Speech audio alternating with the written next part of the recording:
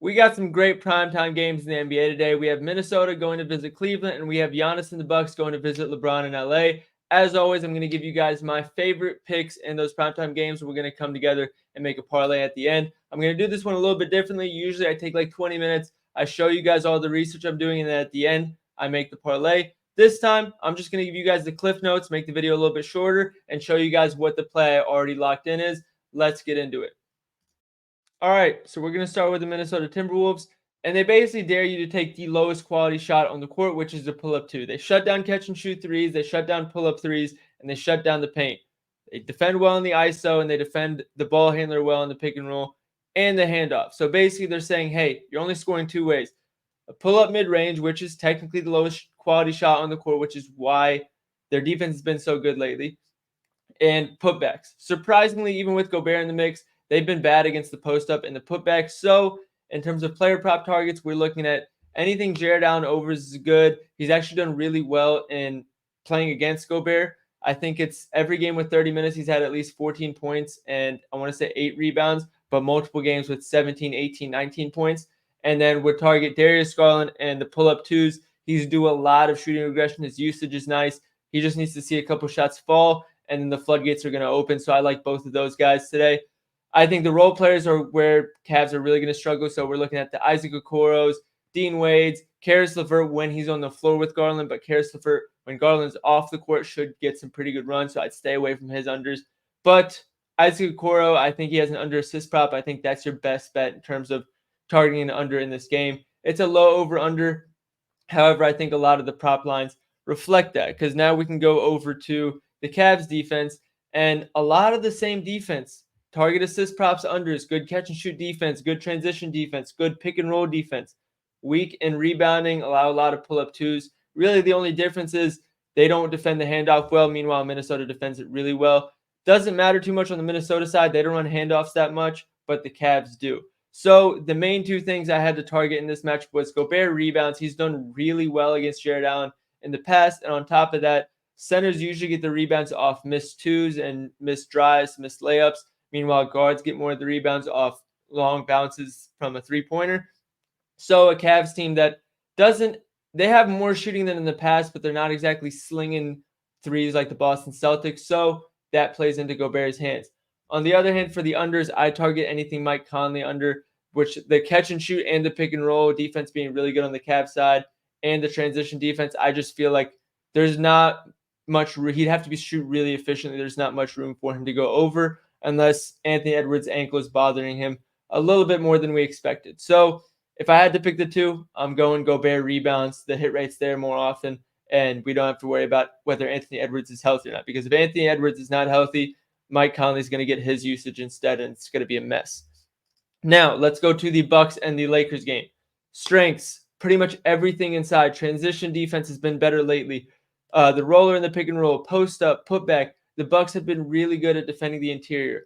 On the flip side, they're letting you shoot. We've been targeting their pull-up shooting all season. We thought it was getting better with Doc Rivers. However, I looked more into it, and it really just seems to be they've adapted more of what Boston Celtics do, where they still want you to pull up and shoot, but instead of giving you the mid-range, they're giving you the pull-up three. So they used to be allowed the most pull-up twos in the league, and they used to be like closer to the middle of the pack when it came to pull-up threes. That's flip-flop now. So now they're allowing the most pull-up threes in the NBA, and it's not quite close, which is also why they don't defend the ISO and the ball handler in the pick and roll well. So your pull-up shooters, we're looking at LeBron to an extent, D'Lo, Austin Reeves. Those guys are going to have much better matchups than your Rui Hachimuras and Anthony Davises. Now let's go check the LA Lakers defense. And they defend the ball handler well in the pick and roll. They defend the post up well, but they allow a lot of assists. They allow a lot of buckets in transition. They don't defend the ISO well. They allow a lot of wide open threes. That was the biggest thing. Their catch and shoot defense supposedly has gotten better in terms of how many they allow. But the issue on the flip side is a much higher percentage of the catch and shoot threes they are allowing are wide open. So we're going to target our catch and shoot shooters against the Lakers, maybe even sneak in a Giannis assist in there. But as far as the role players, you can go ahead and take those under as well. So we're looking at your Bobby Portis's maybe, but he's been shooting the three a little bit better lately. Maybe your Jay Crowders, even though nobody's really betting on Jay Crowder. So any role player that relies on scoring at the basket, I'd say is where you can target them. But that's not really an issue on the Buck side. So for the Buck side, I really just be looking at overs.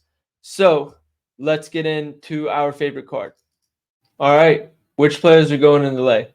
First one, Darius Garland to get 20 points. I talked about the fact that this is a great pull-up shooting matchup in the 2-point area, and I think that's where the Cavs are going to look to exploit. Garland has had some rough shooting the last couple of games. We can pull it up here. He shot 6 of 20 and then 5 of 14. He's a good player that's bound to regress, especially in a matchup where Minnesota is going to shut everything down, and the Cavs are pretty much going to have to rely on him. I think he's going to lock in today, and he's hit 20-plus points in 12 of 18 games without Donovan Mitchell when he sees 30 points. Of course, Donovan Mitchell is out today, but Evan Mobley is also out. So there's really only Garland, Allen, and then catch-and-shoot shooters. We already know Minnesota is going to shut down the catch-and-shoot shooters, and I'd rather target Garland in a pull-up shooting matchup than Allen against Rudy Gobert, potential decoy pretty much every year. So Garland 20-plus is locked in. That's minus 180. On the other side, Rudy Gobert to get 12 rebounds. Karl-Anthony Towns is out. We talked about how this is actually a pretty solid matchup for rebounding, and it only gets better since Mobley isn't in the mix. He has a pretty good history against Allen, despite all of it being in Utah. 20, 18, 15, 17, and 16. We only need 12 here. And on top of that, he's hit this in 36 of 47 games this season. Mix in Cat being out, and I guarantee the averages go up. I'm pretty sure he averages 14 rebounds per 36 minutes without Cat on the floor. And on top of all that, 2-point shots are favorable for big men. 3-point shots are favorable for guard rebounds. The Cavs, if they're going to have the catch and shoot threes locked down and there's going to be a bunch of pull-up twos from Garland and maybe some role play from Allen, then it's going to be a lot of twos and Rudy Gobert is going to have a lot of rebounds his way. Now, in the Lakers-Bucks game, we're going Malik Beasley, 10-plus points. Now, the hit rate on this one is going to be a little uglier than the ones I'm going to show you, but I want to show you guys this. So, in the last since the All-Star game, the Lakers are allowing the second most wide open three-point attempts in the NBA. On the season, guess who the best three-point shooter is on wide open shots in the NBA? Probably predictable at this point. It is Malik Beasley at 52.3%. So, with the hit rate being bad, we can then come here and see he shot 1 of 7, 1 of 7, and 0 for 6 from 3 the last 3 games. It's a good matchup for him. We know he's a good shooter, and there's a little bit of revenge narrative baked in since he used to play for the Lakers last year and they kicked him to the curb. So Malik Beasley for 10 points seems extremely doable. For it to be only minus 150 odds, I think it's pretty generous. We're putting that in the lay. Last pick of the day, LeBron to hit at least 2 threes. This is not minus 119. It's not. That's that prize picks thing. It's minus 175, minus 180. But we can check last 20 games. The hit rate is crazy. Obviously, 16 of the last 20 games. And on top of that, we talked about how the Bucks want you to take your pull-up threes and they want you to do it in the pick and roll. Well, LeBron's going to run that pick and roll with AD, and he's going to get a lot of those looks. He knows how the Bucks play defense. He's played them for 20 years now. He knows how Brook Lopez wants to play in that drop coverage, and he knows how he wants to attack it, and that's how he's going to do it in this game. If we want to see proof of that, we can come here, and we see since he got to the Lakers, three-pointer threes, 3 threes, 3 threes, 6 threes, shot 1 of 7. He still took 7 threes despite a bad shooting night. 3 of 7 and 3 of 8. He knows what the game plan is when he goes to play the Bucks. The hit rate's high for him. The hit rate's high in this matchup. 2 threes is a joke. So finally, here is the card. We're looking at plus 328, minus 116 on the Cavs lay, plus 130 on the Bucks and Lakers lay. So we're profitable on the PrimeTime Lays. I know that. I can't remember exactly how much, but I'll tweet it on Twitter once I post the link to this video. So make sure you check that out.